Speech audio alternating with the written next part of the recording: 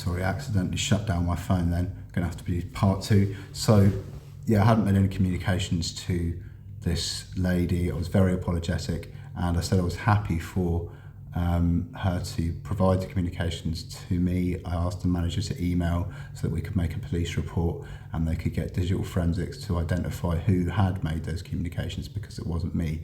The manager of the South Gloucester recovery team was like, even though I opened with this gambit of like total kind of like shock and displeasure and like protested my innocence and said, look, I want to work with this social worker, I want to get out of hospital, I don't want to go back to the same accommodation provider where I relapsed for a number of different reasons, and she's agreed to try and help me find alternative accommodation in Bristol. Like, I want to work with her, I don't want to have any problems.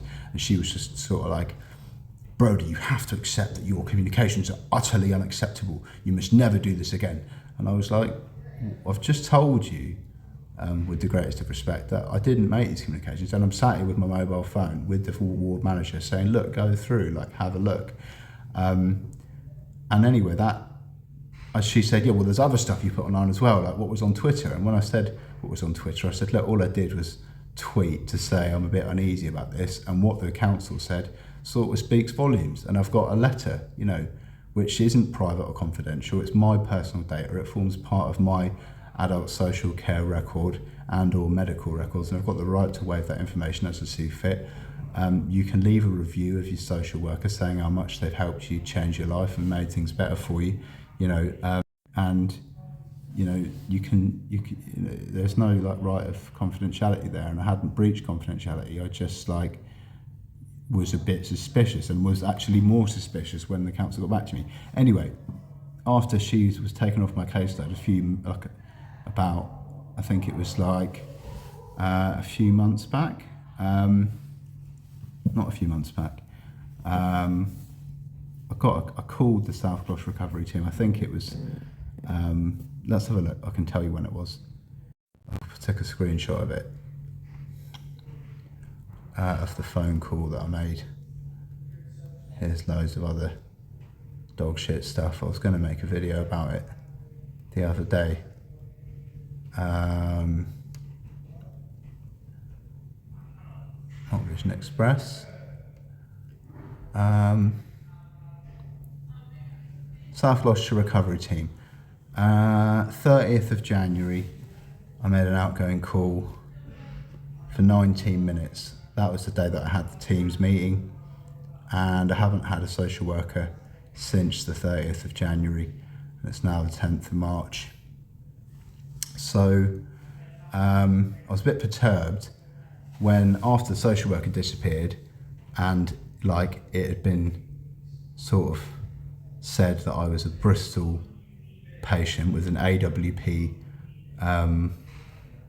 funding and stuff, I got this letter from Devon Partnership Trust and a meeting with a guy from Devon Partnership Trust who was also very affable and polite and kind and engaging, saying that actually the case law, which in 2013 meant that I was referred to Fiona as a social worker and had to spend an extra like 4 months in hospital because the clinical commissioning group and the brokerage firm had to find funding for my supported accommodation, and that took them loads longer. So like basically this guy from Devon Partnership Trust now wants to take me to a rehab, and this that the rehab 117 is going to be funded now by Devon Partnership Trust, but when I was going to be discharged from this hospital around January time, it was going to be AWP and South Gloucester recovery team who are going to be looking at placements. So like all of a sudden, once this kind of section worked, and then it didn't. Just doing my arms there. So not the section worked. Once this sort of the case law was relevant, and then it wasn't. There's something called the precedent of doctrine, which means that you can't usurp the Supreme Court. I'm going to have to upload 4 or 5 minute videos, but in brief, here's that bit of case law in a screenshot. It's kind of like the NHS have just adapted the law to suit their own narrative and don't really know enough about the law The effect of the Worcester decision, we've been asked to clarify whether the Supreme Court judgment in the Worcestershire case are on the application of Worcestershire County Council Appealant versus Secretary of State for Health and Social Care affects the operation of the rules for determining integrated care board responsibility for patients detained and receiving aftercare under the Mental Health Act 1983, position under the ICB responsibilities regulations under which the originating integrated care board retains responsibility for care during subsequent detentions, even if the patient moves to a different part of the country, is not affected by the Supreme Court's judgment. The case of R was concerned with the situation where, after being discharged from hospital, the person in question moved from the area of one local authority, Worcestershire, to the area of a second local authority, Swindon. In accordance with Section 117, Worcestershire provided her with aftercare, but she was then detained in hospital for a second time. The court held that Swindon, where she had moved to, was living, was responsible for her aftercare on the basis that Worcestershire's duty to provide aftercare ended when she was detained a second time. In the case of the ICB responsibilities and regulations, the continuing obligation of the originating integrated care board derives from the regulations, not Section 117 itself. In particular, regulations 5 and 7 have that effect. I don't know which ones they are, please Google it. If an integrated care board has core responsibility for a patient's individual when a relevant application is made for detention, then it retains responsibility for commissioning mental health services during the detention and aftercare, even if it would otherwise not be responsible. Example, because the patient had moved out of area. Relevant application is an application made either before or after an exclusion period, beginning with detention and ending with a person's next discharge from aftercare service. It's really fucking complex, like stereo instructions. So, unlike the local authority position in Worcestershire, a second detention made before the person is actively discharged from aftercare does not bring to end the responsibility of the originating integrated care board. Similarly, where the transitional provisions in Regulation 6 and ICB had core responsibility for a person who is detained or in aftercare on the 1st of July 2022, blah, blah, blah, responsibility for mental health services continues. Integrated care boards therefore continue to apply the rules for determining responsibility for detention and aftercare as set out below. It's on the website, Who Pays. Have a look at it.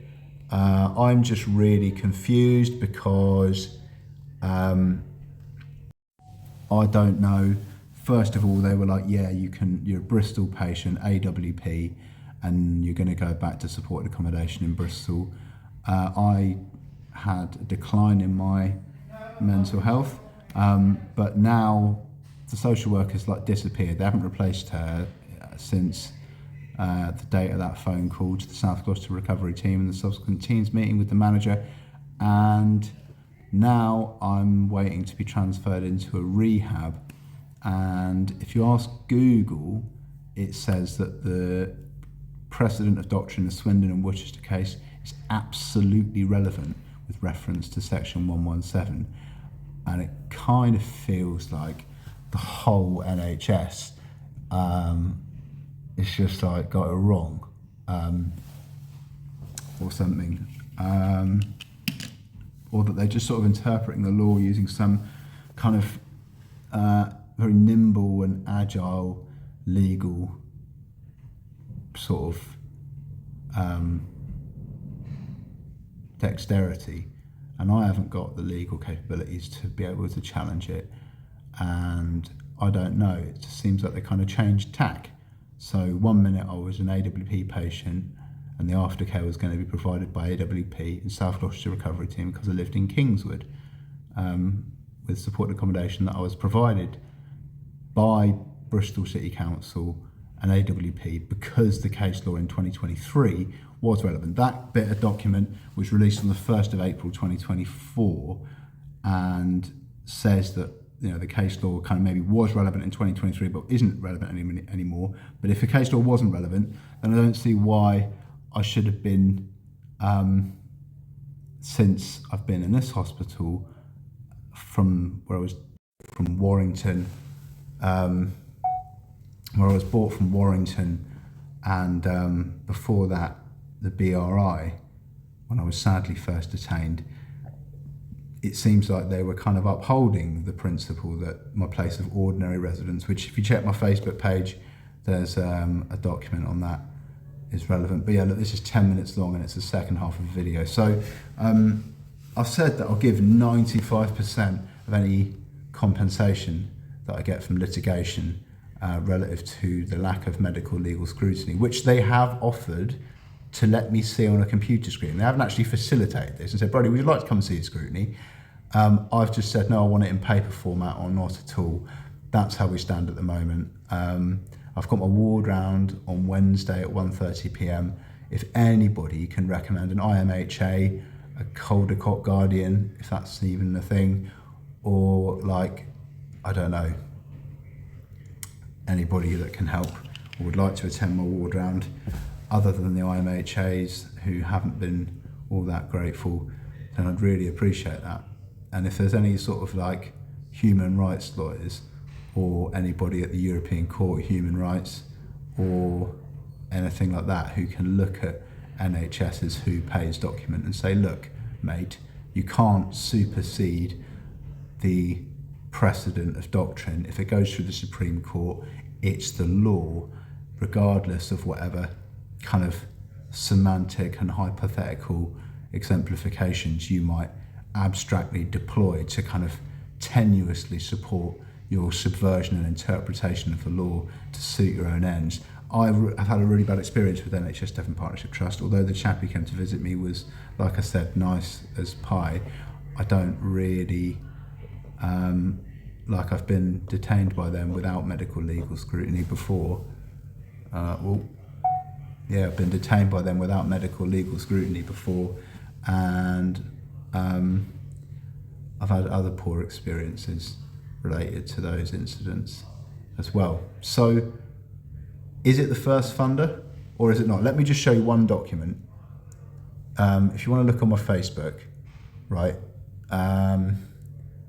find this document for yourself and read it and tell me what you think about it.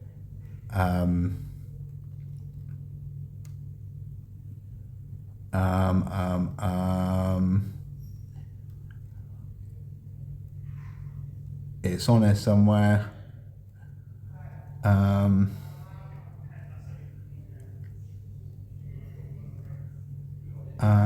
There you go, localgovernmentlawyer.co.uk. So, yeah. Here's a post that I wrote. Ordinary residents must be voluntarily adopted, i.e. not enforced by reason of, for example, kidnapping or imprisonment, and for settled purposes. It should be determined by where the patient ordinarily that should say, resides. Bit of a nice typo there. I've lived in Bristol since November 2021, which is true, rather than anywhere else. And here's the link, right? So if you just read this whole thing, if you're a human rights lawyer and you know your shit better than I do, I reckon the NHS are adapting this Supreme Court ruling to suit their own obfuscatory and improper ends. And it was declared that it was the law. But anyway, this video is way too long. It's going to take me ages to upload. I've already got one that's 6 minutes. This one's 13 and 14 minutes. So yeah, thank you for watching, and I'd welcome anybody who could represent me, sort of give me some guidance on the law, or do anything to help my brother and I negotiate this complex situation.